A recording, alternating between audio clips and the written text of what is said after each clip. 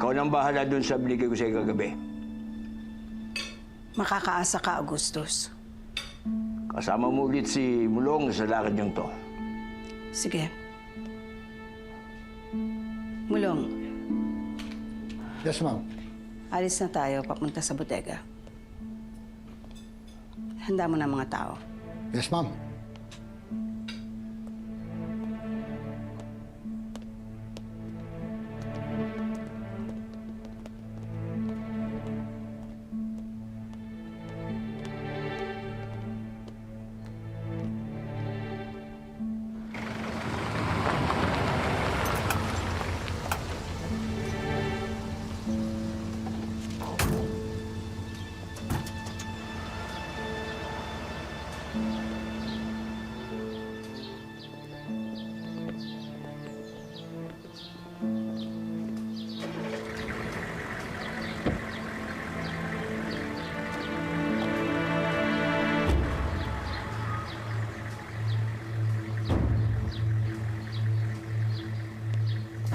Ano nakita mo? Bali si Amanda, kasama ang mga tauhan ni Agustos. Halika, sundan natin.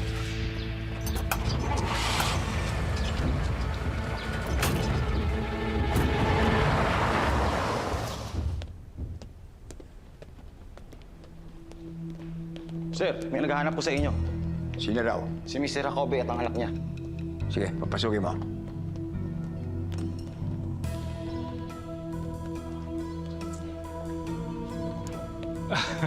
Oh, Felix! Gusto na? Ayos na ayos, kumpadre. Eto, maliksi pa din. Yung inaanak mo, si Luis. Ninong? Balita ko, nakatapos ka na sa academy. Opo, Ninong. Topan nga sa class ko eh. Ah, top 1, magaling. Mahusay itong inaanak mo, kaya nga sa iyo ko na inilapit eh. Para, alam ko naman, tutulungan mo yung bata.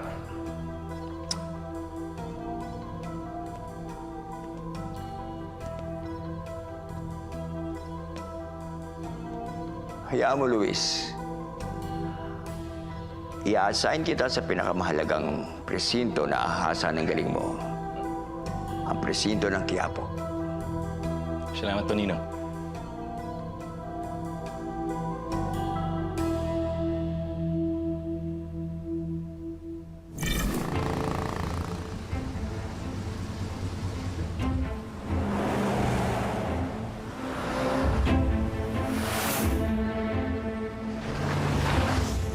Primo, sigurado ka ba dito sa plano mo? Oo, sigurado ako. Kailangan makuha ko si Amanda. At papawin ko sa kay Agustos. Masyado atang delikado itong plano mo. Siguradong hanapin ka ni Augustos. Hindi ka titigilan nun. Pagkatulad lang kami nun. Hindi kami titigil hanggat hindi napapatumbang ang isa't isa. Si Amanda lang ang paraan para magkita kami uli ni Agustos at papatay ko siya.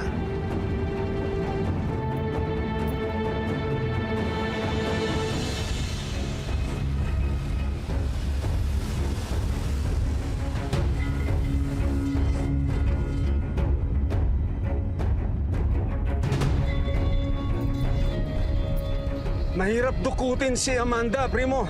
Bantay sarado siya ng mga tauhan ni Augustos. Ako nang bahala. Sundan lang natin. Makakahanap din ako ng tiyempo.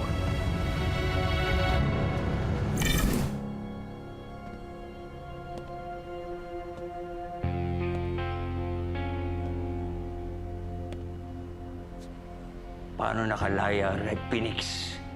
Nakakahiya ito. Tiniknikal tayo, General.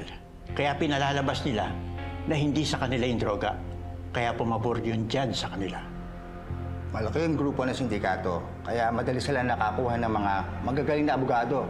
Posible ring ginamit nila ang kanilang impluwensya para makalaya. Pero pinutulan natin ang kanilang galamay.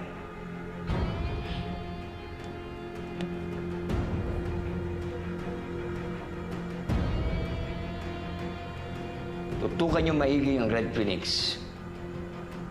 Sigurado hindi na sila makakabalik para magkalat ng droga. Yes, sir. Yes, sir.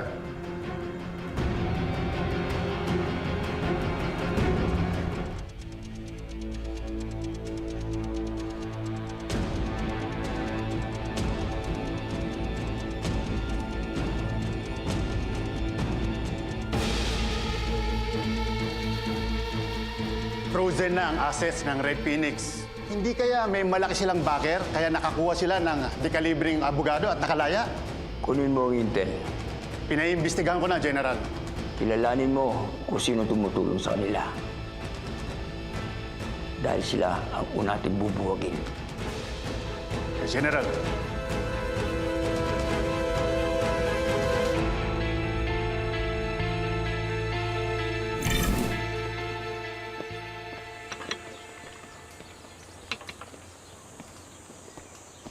I heard it's your birthday today, Ramon. Happy birthday. Thank you. Invited ka mamaya sa celebration, ha?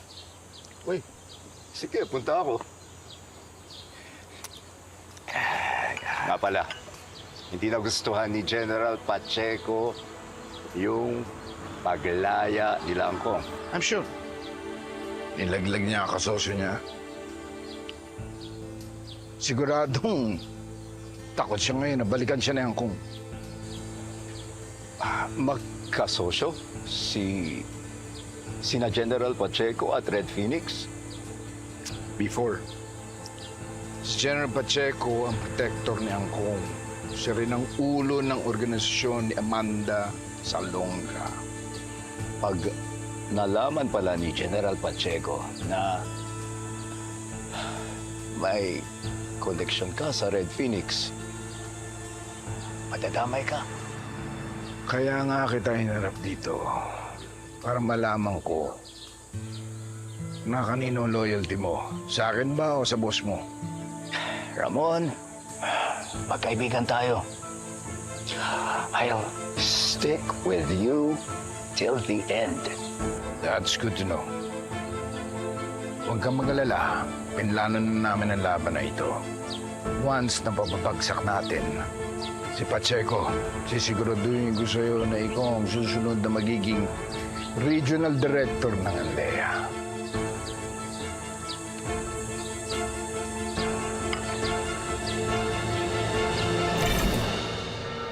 Noy, sobrang bait nung Beng, ano?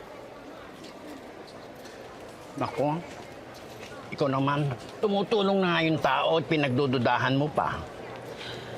Hindi naman sa ganon. Kaya lang nagtataka ako, bakit bigla-bigla siyang sumusulpot para sumaklolo? Tapos ngayon, tumulong pa sa pagbabantay. Palagay mo, may kailangan kaya siya sa atin? Uy, may mga taong sadyang mababait at meron namang taong sadyang mapagduda. Noy, nagpapasalamat naman ako sa kanya. Kaya lang, naku, huwag niya akong masingil-singil na parang may utang na loob ako sa lahat ng ginagawa niya, ha? Ikaw talaga, oo, mandar na naman yung basagulera mo. Tumutulong na nga yung tao, eh. Eh, teka, mga iba ko. Naku, yung apo mong si David, aba, madatong na. Abay, siya ba nagbayad ng bill ni Camille sa ospital? Oo nga. Alam mo ba kanina, ipinagluto niya ang tatay niya ng corned beef. Aba, ni hindi man lang binigyan si Santino at ni hindi man ako inalok at pati nanay niya. Uy, pagkaswapang na bata, ano. Eh, sigurado ako, magyayabang niya sa bahay para ipamukha niya na nakakaangat na siya. Eh ano pa nga ba? Lalo na ngayon, nagkabati na ang mag-ama. Naku, ang mga kontrabida sa bahay, nagsanib puwersa na naman. Kaya tayo, kailangan doblehin natin ang sipag natin. Ay, dapat. Aba, hindi ako papayag na ipamukha nila sa atin na palamunin tayo at sa kanila lang tayo maasa. Dapat lang. Ay, talaga. Oh. Bili kayo dyan. Sila.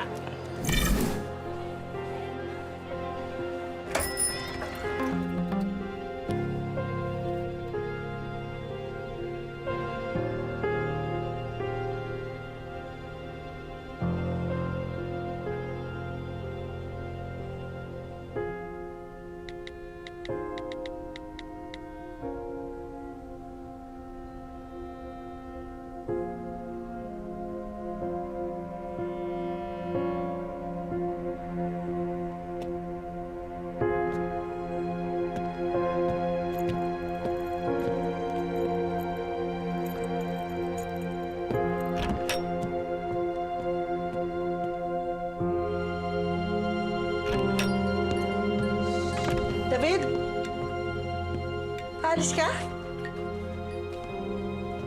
Papasok ako sa eskwelahan, tapos dediretso ng trabaho na eh. Sige na. Buti na pagsasabay mo yung trabaho mo at saka yung pag-aaral mo, no? Mabuti yan, anak. Pero yung katawan mo, ha? Huwag mong pababayaan, ha? Alam mo na, alam ko. Sige na, alam ko. Sige, huwag ka mag-alala. Ako nang aalalay kay Camille. Basta mag-ingat ka, ha? Tapos pag gagabihin ka... Kung gabi na at wala pa ako, ibig sabihin, busy ako kumakayod. At huwag mo na ako napit at huwag mo na ako i-istorbohin, okay? Ano? David! Oy, teka!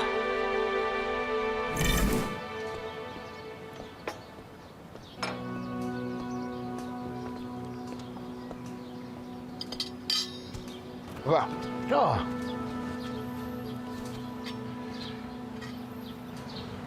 Happy birthday, anak. Maaga ka daw umalis kanina, yan.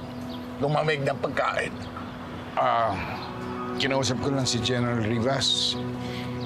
Inalam ko lang kung he's still for us. Birthday na birthday mo, nagtatrabaho ka. O sige, maupo ka, anak.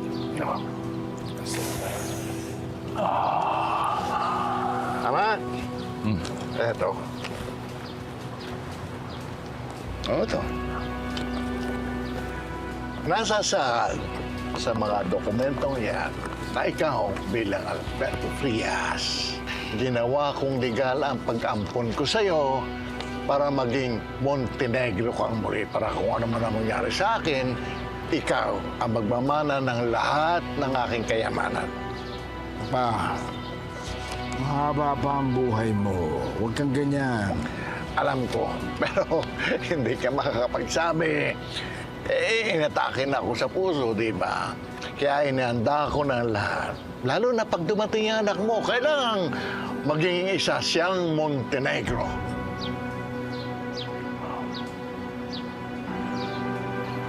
O, bakit, anak?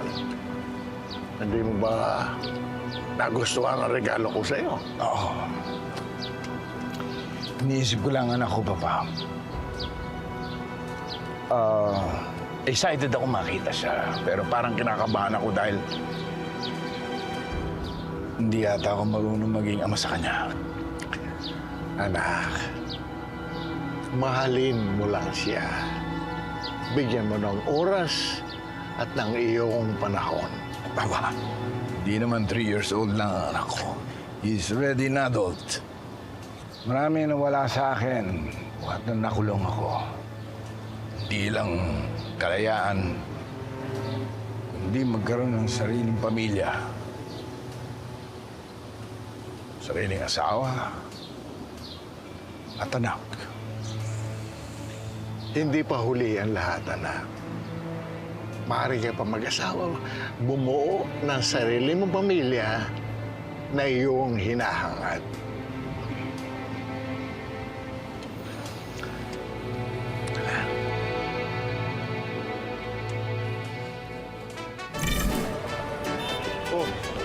Sila Tanggol, oh. Ay, na pa sila, oh. Tara.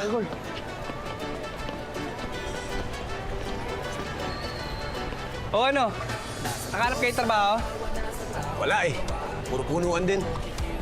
Ayo, nakahanap? Wala pa rin eh. Mukhang alat. Wala na yata ang oportunidad dito sa Pilipinas. Gusto man natin magbago pero wala man tayong trabaho makita. Mag-abroad na lang kaya tayo. Paano tayo mag-abroad? Hindi nga tayo napagtapos sa pag-aaral eh. Tsaka yung alam ko, madaming babayaran dun. Hayaan nyo na. Konti tiyaga pa. Makakahanap din tayo ng trabaho. Tanggol, pwede ba kumain muna tayo? Kaya na pa ako gutom eh. Kaya pa tayo lakad ng lakad. Ito naman oh. Wala pa nga tayo nahanap ng trabaho. Gutom ka agad. Sige na nga. Tara. Gusto kong bumait pero di ko magawa. Ginagawa naman pero hindi lang halata. Nasa Diyos ang awa, nasa tao ang gawa. Kung di ako kikilos ay walang mapapala. Wow! Tanggol, naamoy mo ba yun? Ang bango. Parang lalo ko nagugutom. Na ako eh. Masarap talaga mga pagkain dito. Alam nyo ba, Dito talaga niluluto yung mga authentic na Chinese food. Uy, Tanggol, nakikita niyo ba yun? Ayun no, naghahanap sila ng trabador. Oh, ano pang hinintay natin? Apply na natin! Dali! Bakit? Bakit mag-apply? Ang gagawin natin, kakain muna tayo. Tapos umorder tayo ng marami. At palalabasin natin na wala tayong pera para wala silang magagawa pag nag-apply tayong trabaho kundi tanggapin tayo. Talino mo talaga, Tanggol! Halika na, umorder na tayo ng marami para tunuyan na wala silang magagawa. Patay sa atin to.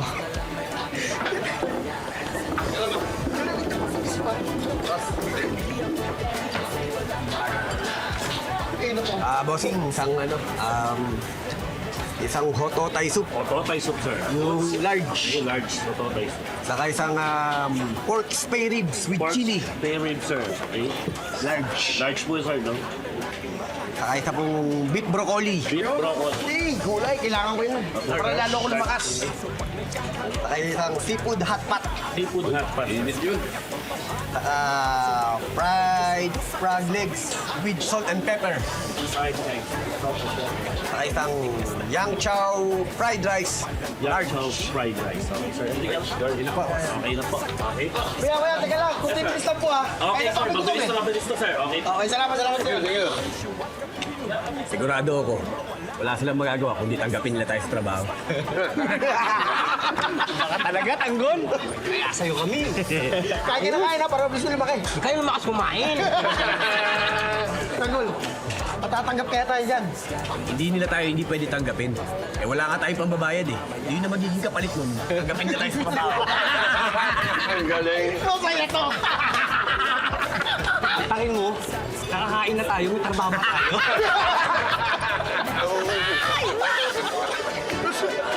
Tayo mo na tapos po. Pagkaya Tanggol si Tanggol, ha?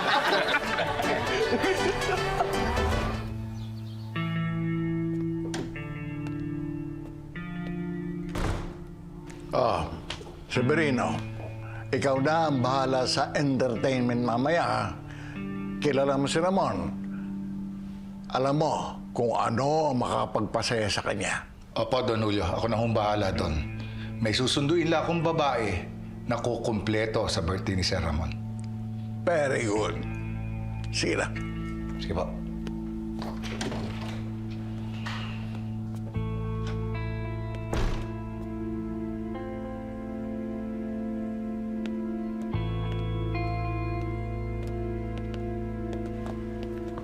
Sir, nabibigay po ni Ma'am Olga. Iwan mo lang yan dyan.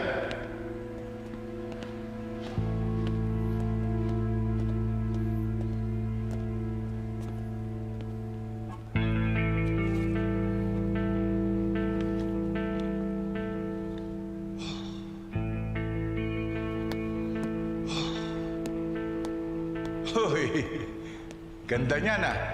Sir, boss, saan niyo pa dadala yan? Boss, huwag niyo masyadong ini-stress yung sarili niyo. Eh, birthday niyo ngayon eh. Alam mo, Severino, ito si Olga. Hindi na natuto. She's still playing games. Gusto ko lang makasigurado na hindi niya ako tatarantaduhin mamayang gabi. I want to know what her game is.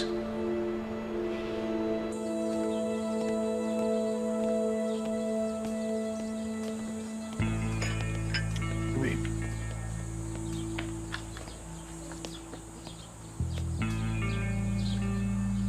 Update. Sinundan ko na ang kapatid mo simula palengke hanggang pagpasok ng San Dimas.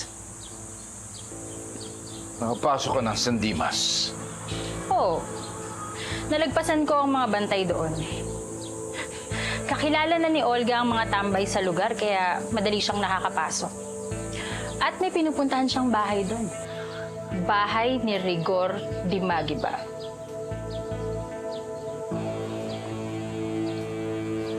Sigurado ka? Oo naman, Ramon. Kilala mo ako. hindi ako nagkakamali sa impormasyon. Severino. Sorry. Para sa servisyo mo. Salamat. Mauna na ako.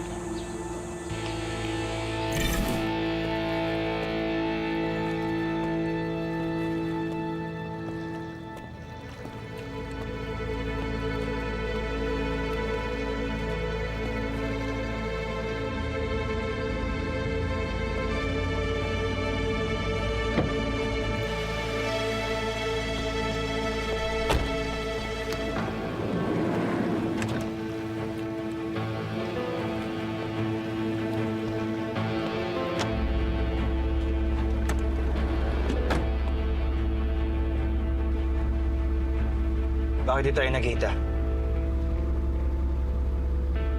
Kailangan natin mag-ingat.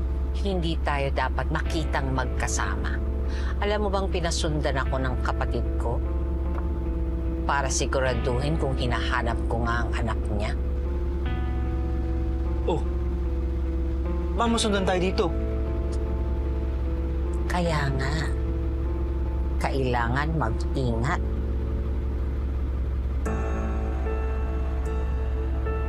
Magkano ang kailangan mo?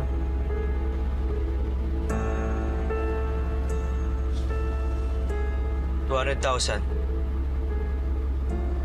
Pabili ko ng mga gamit. Madali lang naman sa inyo yun eh. Marami naman kayong pera. Pakito.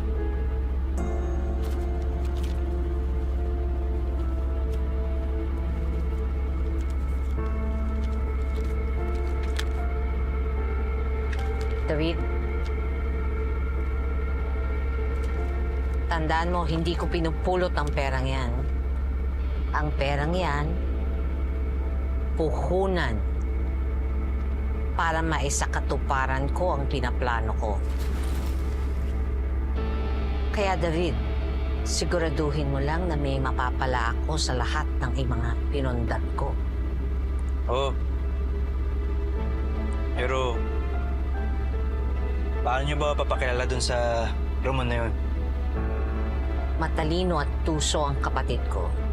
Kahit kaliit-liitang bagay na mapansin niyang kaduda-duda sa'yo, tapos ang usapan na ito.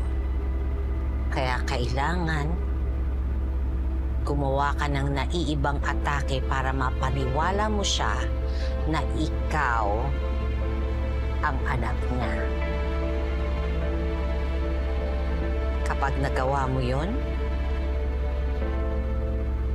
ang lahat ng sa kanya ay magiging iyo.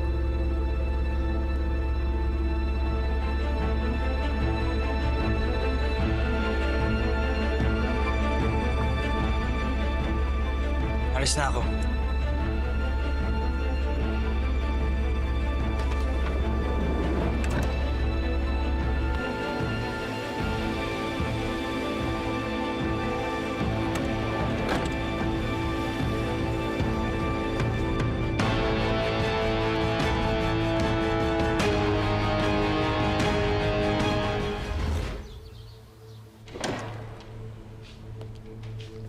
Huh. Mukhang ang aga mong magselebrasyon, anak. Hindi lang ako makapaniwala sa nalaman ko, Papa. Ano yun? Pinasundan ko si Olga. Pumunta siya sa Quiapo. Nakapasok siya sa San Dimas. At sabi ng tao ko, tumuloy daw siya sa bahay ng Rigor de Maguibanayan. Ganun ba? Sa makatuwid, alam na ni Olga kung sino ang anak mo?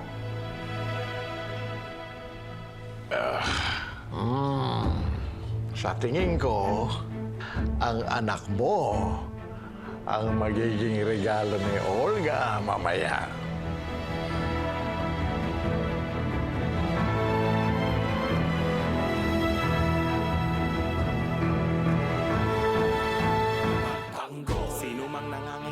San man galing tutulungan, tawagin lamang ang ating tagapagtanggol. Laban sa mga ganit at sinungaling umanda, pagkat nandito na ang ating tagapagtanggol. Sino mang nangangailangan, san man galing tutulungan, tawagin